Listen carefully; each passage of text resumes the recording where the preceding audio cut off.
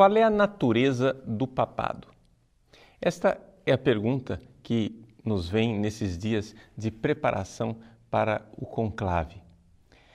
Vejam, existe uma constituição divina da Igreja. Nosso Senhor Jesus Cristo, Ele escolheu 12 apóstolos. Isso foi algo que Ele quis e que Ele fez.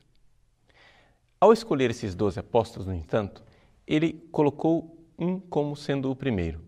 Todas as listas de apóstolos que nós encontramos no Novo Testamento colocam sempre Pedro como o primeiro. Inclusive, às vezes, até o designam. Primeiro, Pedro. Pedro, portanto, tinha uma função especial dentro do colégio apostólico. Foi a ele que nosso Senhor disse em Mateus capítulo 16, Tu és Pedro, e sobre esta pedra edificarei a minha igreja. Foi a ele que nosso Senhor disse na última ceia, conforme o Evangelho de São Lucas, Pedro, tu confirma os teus irmãos. Foi a ele que Jesus disse, no final do Evangelho de São João, apacenta as minhas ovelhas. Esta realidade que está tão clara nas Sagradas Escrituras se manifestou também claramente na história da Igreja. É claro que ao longo desses 2000 anos de história, o papado ele passou por diversas mutações.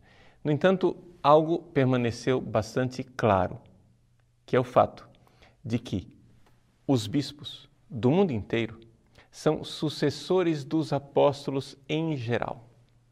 Enquanto existe um bispo que é sucessor de um apóstolo específico, Pedro, e é o bispo de Roma. Pois bem, esta realidade que nós temos hoje, o Papa, Bispo de Roma e os bispos do mundo inteiro, ela é análoga à realidade que Jesus deixou.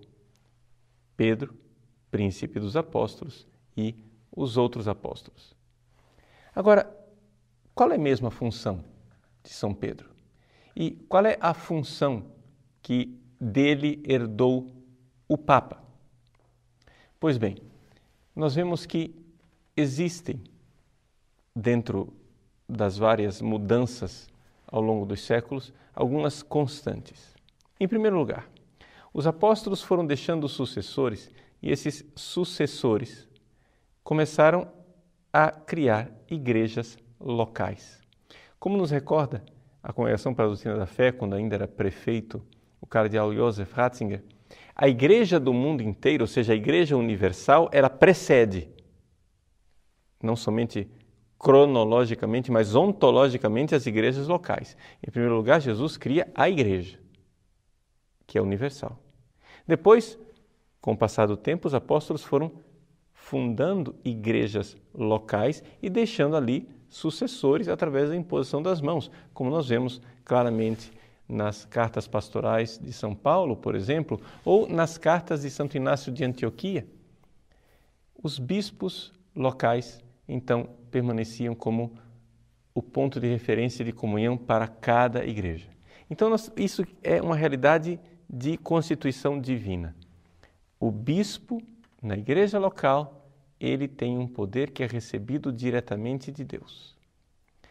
Este poder que o bispo local tem só pode ser exercido se ele estiver em comunhão com os outros sucessores dos apóstolos e com a cabeça do colégio apostólico, que é dos sucessores dos apóstolos, que é o bispo de Roma, o Papa.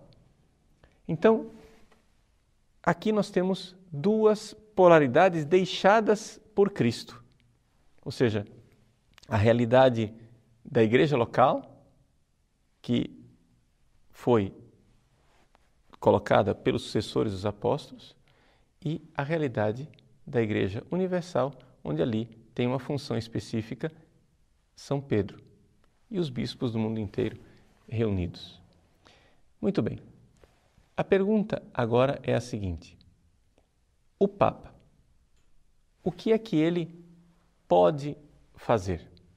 Conforme a Constituição Apostólica Pastor Eternus do Concílio Vaticano I, o Papa ele tem jurisdição universal, ordinária e episcopal sobre o mundo inteiro. Isso quer dizer o seguinte, que o Papa não é alguém que intervém nas igrejas locais. Ele é ordinário, no sentido seguinte, o poder dele não é algo de extraordinário, onde ele, como um interventor federal, tira a autonomia dos estados e desestabiliza aquilo que seria a justa autonomia local. Não.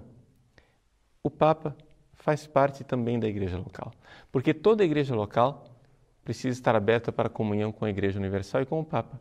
Portanto, o bispo, o meu bispo, o seu bispo, para exercer o seu poder, precisam sim estar em comunhão com o Papa. E o Papa, portanto, tem uma palavra para dizer e uma palavra que afeta a igreja local. Aqui, ao longo dos séculos, esta realidade foi aos poucos se especificando. Como o Papa exercia ou não exercia essa jurisdição, esse episcopado, este poder. Claro que houve também conflitos, mas os conflitos, na verdade, não eram entre os bispos locais e o Papa.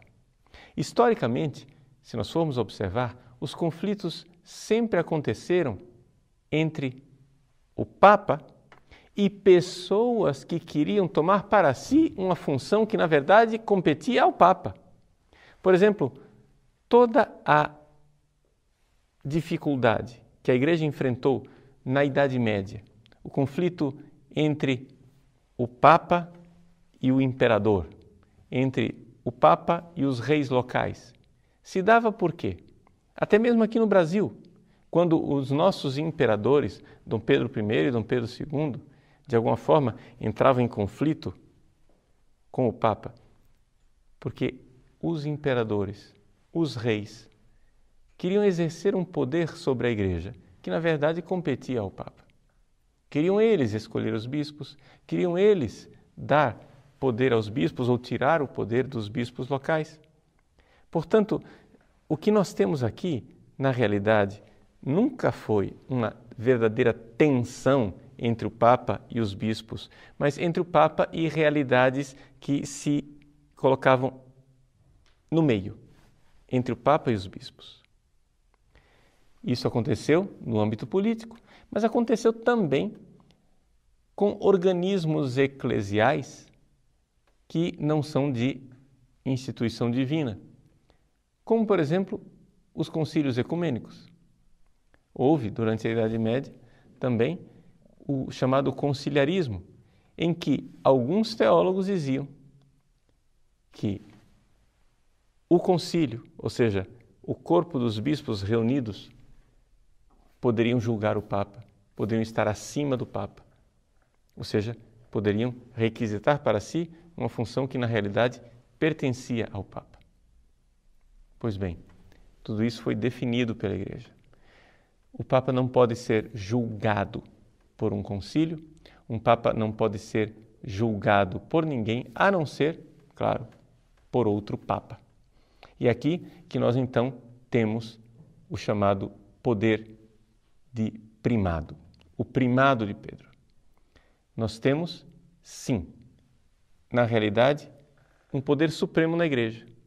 Este poder supremo, que é exercido pelo Papa, evidente, é exercido em comunhão com o resto da Igreja e, portanto, com o colégio episcopal. Mas não deixa de ser uma função específica deixada por Nosso Senhor para São Pedro. Quando isto se definiu, e se definiu claramente no século XIX, através do Concílio Vaticano I, aconteceu uma dificuldade histórica, que foi a seguinte. Quando os bispos viram que foi decretado que o Papa agora claramente tem poder infalível e que tem poder universal e tem infalibilidade, muitos bispos e teólogos começaram a deduzir disso uma coisa errada. Ou seja, bom, já que o Papa então tem todo esse poder, nós bispos ficamos supérfluos. Ou seja, que agora não é mais nem necessário um concílio ecumênico. O concílio ecumênico tornou-se desnecessário, porque o Papa, sozinho, já pode decidir tudo. Ele não precisa de nós. E de alguma forma, como uma consequência não desejada do Concílio Vaticano I, alguns bispos introjetaram uma espécie de menoridade, uma espécie de sensação de que eu estou aqui tomando conta da minha diocese em nome do Papa, mas no fundo, a diocese é dele. Não é isto que foi deixado por Nosso Senhor. O que foi deixado por Nosso Senhor é o colégio dos apóstolos, do qual o primeiro é Pedro, não como primeiro entre seus pares idênticos, não, mas como verdadeiro superior. No entanto, isso não isenta os outros apóstolos e sucessores dos apóstolos de sua responsabilidade. E é exatamente o exercício desta responsabilidade, não somente pela igreja local, mas pela igreja do mundo inteiro, que nós chamamos de colegialidade. Ou seja, cada bispo é responsável não somente por sua diocese, mas ele também, enquanto corpo episcopal, é responsável de alguma forma pela igreja do mundo inteiro. Não que ele tenha poder de intervir em outras dioceses, mas é necessário que ele exerça essa solicitude pela igreja do mundo inteiro. É por isso que nós vemos na história da igreja acontecimentos em que bispos locais, sim, cardeais, patriarcas, bispos influentes, tiveram uma palavra a dizer no rumo da igreja. Como, por exemplo, gosto de recordar Santo Atanásio, que no século IV, de forma corajosa, liderou uma resistência à heresia ariana. São Jerônimo descreve aquele tempo trágico da seguinte maneira: o mundo, do dia para a noite, acordou e ficou surpreso de se ver ariano. O mundo ficou ariano. Mas Santo Atanásio continuou firme. E continuou firme, exercendo uma solicitude não só pela diocese de Alexandria, mas pelas igrejas do mundo inteiro. Isto é colegialidade. É quando um bispo vê que ele tem uma responsabilidade que não fica parada na sua igreja local, mas junto e em comunhão com o sucessor de Pedro, ele é chamado a, de alguma forma, procurar o bem da igreja. Como isso canonicamente pode ser exercido é algo que muda ao longo dos séculos. Ao longo dos séculos, a igreja então inventou, idealizou estruturas jurídicas humanas para que isso fosse feito. Sínodos regionais, patriarcados, conferências episcopais, sínodo dos bispos em Roma, são organizações que mudam, que podem mudar, porque não fazem parte da constituição divina da igreja, mas que estão baseadas naquilo que é o que Nosso Senhor deixou. Então, o que é o Papa? O Papa é o sucessor de Pedro, é aquele que, sendo a cabeça do Colégio dos Bispos, possui jurisdição universal, ordinária e episcopal sobre a igreja inteira. Ele que, em certas circunstâncias, possui o carisma da infalibilidade. Ele que, de alguma forma, é o portador das chaves, porque Jesus disse: Tu és Pedro, e sobre esta pedra edificarei a minha igreja. O que ligares na terra será ligado no céu. O que desligares na terra será desligado no céu.